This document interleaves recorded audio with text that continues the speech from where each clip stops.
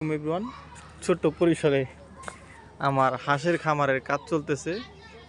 আজকে টিন দিয়ে পিলা দিয়ে কাজ অর্ধেক সম্পূর্ণ হয়েছে, বাকি কাজ আস্তে আস্তে সম্পূর্ণ হবে। এটা হচ্ছে দরজা, এই যে এটা হচ্ছে আমার প্রজেক্ট।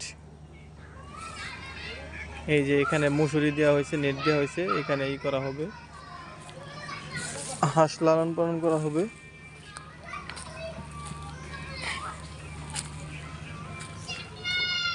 এই যে কিছু স্বল্প পরিমাণ লাউ গাছ আছে, দেখুন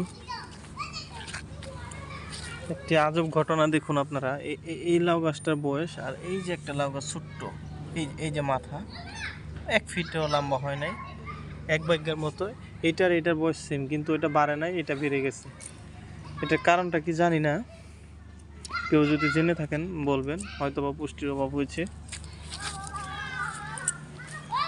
এই যে এখানে এইটার বয়স সেম, কিন্তু এই লাউ গাছগুলো জোর পায় না দেখে বড় হয় নাই, এবং এই গাছগুলো সুন্দর হয়েছে দেখুন।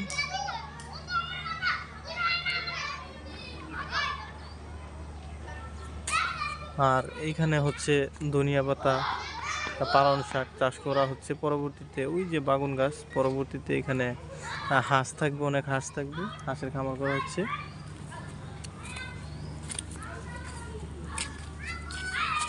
যে যেখান থেকে ভিডিও দেখছেন একটা করে লাইক করে দিবেন। এটা হচ্ছে আমার ছোট্ট পরিসরে একটি খামার, 15-20টা দিয়ে শুরু করব, পরবর্তীতে যখন বেশি হবে তখন আরও বাড়বে।